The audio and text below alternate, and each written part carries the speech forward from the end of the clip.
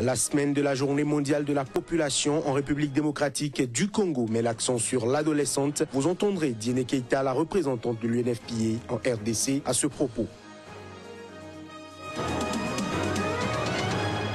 Enfin, Theresa May a officiellement été investie première ministre britannique par la reine Elisabeth II. C'était ce mercredi après la démission de David Cameron.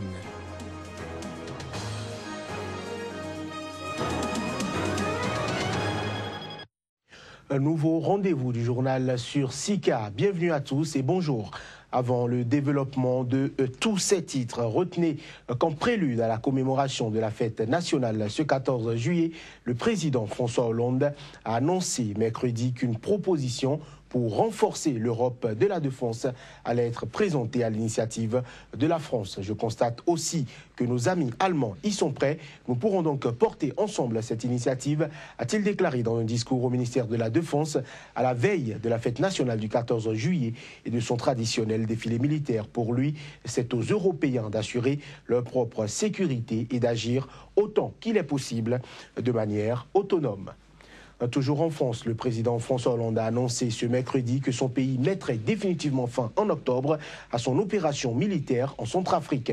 L'opération Sangaris, jadis lancée dans l'urgence par la France en décembre 2013 sur fond d'affrontements intercommunautaires, ne compte plus que 350 soldats sur place contre plus de 2000 au plus fort de la crise.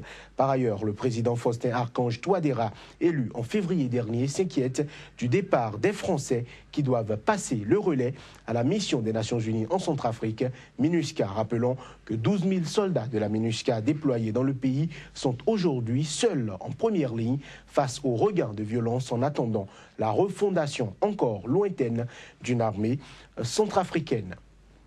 Alpha Barry, le ministre des Affaires étrangères burkinabé, a déclaré que les relations entre Ouagadougou et Abidjan, respectivement capitale du Burkina Faso et de la Côte d'Ivoire, sont désormais excellentes. Il faut dire que les rapports entre les deux pays sont restés plusieurs mois tendus en raison du soutien du président Alassane Ouattara à l'ex-président burkinabé Blaise Compaoré en exil à Abidjan après avoir été chassé du pouvoir par la rue. Le président burkinabé se rendra en Côte d'Ivoire fin juillet. Preuve de la fin des tensions entre le Burkina Faso et la Côte d'Ivoire. Il s'agit de la toute première visite qu'effectuera Roch Marc Christian Kaboré en Côte d'Ivoire depuis son élection au pouvoir en 2015. Les deux gouvernements se retrouveront à Yamoussoukro dans le cadre de ce qu'on a appelé le traité d'amitié et de coopération entre les deux pays. La coopération est très forte. Il y a eu plusieurs rencontres entre les deux ministres chargés de la sécurité et les différentes polices, dont il y a des échanges d'informations. Ces échanges d'informations ont permis à chacun des deux pays de bien avancer sur les enquêtes qui se mènent respectivement à la fois sur les attentats de Grand Bassam côté ivoirien et sur les attentats de Ouagadougou côté burkinabé. Et il y a même eu des arrestations. La rencontre se tiendra du 27 au 29 juillet. Ce sommet régulier entre les deux pays voisins n'avait pas eu lieu en 2015 en raison des tensions diplomatiques. En effet, plusieurs dossiers ont empoisonné les relations entre eux depuis la chute du président burkinabé Blaise Compaoré, renversé par la rue après 27 années au pouvoir en 2014. Blaise Compaoré vit désormais en exil à Abidjan alors que la justice burkinabé a lancé un mandat d'arrêt contre lui pour l'entendre sur la mort de l'ancien président burkinabé Thomas Sankara. En Côte d'Ivoire, 2 soldats qui ont côtoyé des djihadistes ayant participé à l'organisation de l'attaque de la station balnéaire de Grand Bassam ont été arrêtés. Ils sont accusés de violation des consignes militaires. Plus de détails dans ce reportage. Il est reproché aux 2 soldats, dont un membre de la garde républicaine ivoirienne, d'avoir cohabité avec les djihadistes responsables de l'attaque de Grand Bassam. Pour leur défense, les 2 militaires ont déclaré aux enquêteurs que les djihadistes habitaient le même quartier qu'eux, mais qu'ils ignoraient qu'ils étaient des djihadistes. Fin juin, le ministre de l'Intérieur burkinabé Simon Compaoré avait indiqué qu'une dizaine de personnes ont été arrêtées depuis mai dans le cadre des attaques de Ouagadougou et de Grand Bassam. Il a par ailleurs indiqué que 3 d'entre elles étaient liées aux 2 attaques. Parmi les personnes appréhendées, la sœur du chauffeur principal du véhicule utilisé notamment pour transporter les djihadistes et le matériel ayant servi lors des attaques. Pour mémoire, l'attaque en mars de Grand Bassam avait fait 19 morts, dont 4 Français. C'était la toute première attaque de ce type perpétrée sur le territoire ivoirien. Elle a été revendiquée par Al-Qaïda au Maghreb islamique. Plus de 80 personnes ont été interpellées dans le cadre de l'enquête. Au Mali, les jeunes ont de nouveau manifesté ce mercredi à Gao, malgré l'interdiction des autorités et des violences du mardi qui ont fait au moins 4 morts et 35 blessés. Le bilan cette fois serait pour l'instant de 10 blessés graves. C'est ce que nous a confié par téléphone notre correspondante sur place. Comme annoncé, les jeunes manifestants d'hier reprimés par la police nationale, la garde nationale et la gendarmerie ont également marché ce mercredi matin. La manifestation des jeunes patrouilleurs et des associations de la société civile qui disent non à l'installation des autorités intérimaires exigent leur prise en compte dans le DDR qui n'est autre que le désarmement, la démobilisation et la réinsertion des anciens combattants qu'ils sont et protestent contre la hausse du prix du carburant. Les populations, quant à elles, restent encore confinées en résidence, craignant les représailles des forces de l'ordre et leur sécurité vu que les crises sporadiques se font encore entendre dans la ville. On sait que la ville de Gao, par les moments qui courent, n'était pas en sécurité à cause des attaques terroristes. Les événements de ces 2 derniers jours en rajoutent à la confusion et à l'insécurité, ce qui a rendu nécessaire d'ailleurs le déplacement express des ministres de la Sécurité, de l'administration territoriale et de la justice dans la cité des Kassia afin de situer les responsabiliser. Est-ce qu'il y a eu des blessés? Est-ce qu'il y a eu des morts? Aujourd'hui, on parle d'environ 10 blessés et le bilan pourrait encore s'alourdir. Alima Bentouré, est-ce que ce faisant, les jeunes maliens ne sont pas en train de mettre en péril l'accord de paix devant quand même régner au Mali? On sait déjà que l'accord de paix a du mal à être appliqué vu que les différentes positions n'arrivent pas à s'entendre. Mais ce qu'on craint déjà, c'est que les terroristes qui ne sont pas loin de la ville de Gao profitent de cette confusion générale et se mêlent à la partie. Chose qui va dégénérer la situation dans la ville de Gao où on sait déjà que la sécurité n'est pas de nous.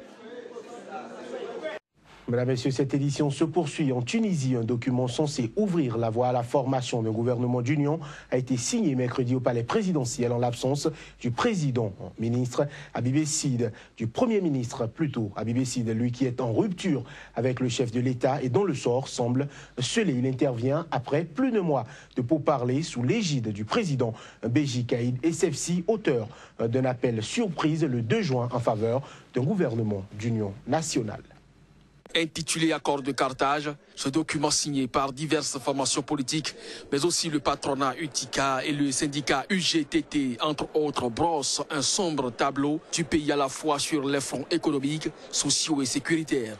Les signataires doivent désormais s'attendre dans un délai non précisé sur la composition d'un tel cabinet et sur l'identité du Premier ministre, ce qui pourrait nécessiter plusieurs semaines. L'initiative de Béji Caïd Essebsi a reçu un large soutien et les priorités adoptées font l'objet d'un consensus de la part de toutes les parties, a assuré dans un communiqué la présidence de la République tunisienne. La démarche a été lancée à un moment où la Tunisie connaît une crise politique, économique et sociale et à la lumière des défis dans la lutte contre le terrorisme, a-t-elle ajouté. Au cours du mois écoulé, des formations d'opposition comme le Front populaire, parti de gauche, et Al-Irada, parti de l'ancien président Monsef Marzouki, ont rejeté l'initiative.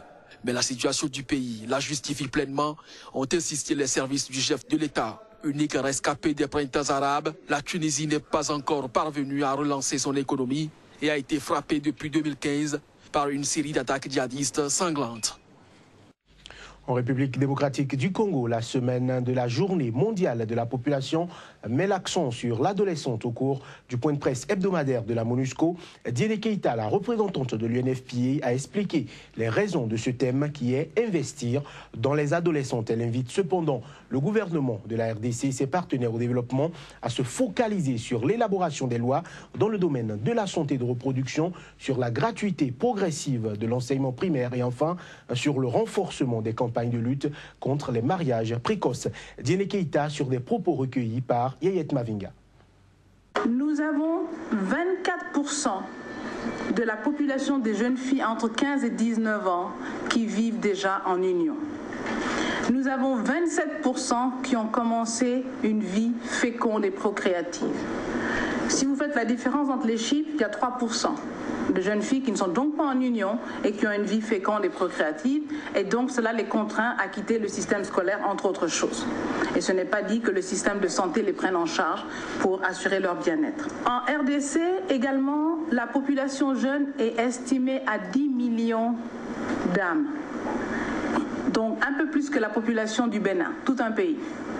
Et par an, à peu près, il y a un peu plus d'1 million de bébés qui naissent en bonne santé. On ne parle pas des autres.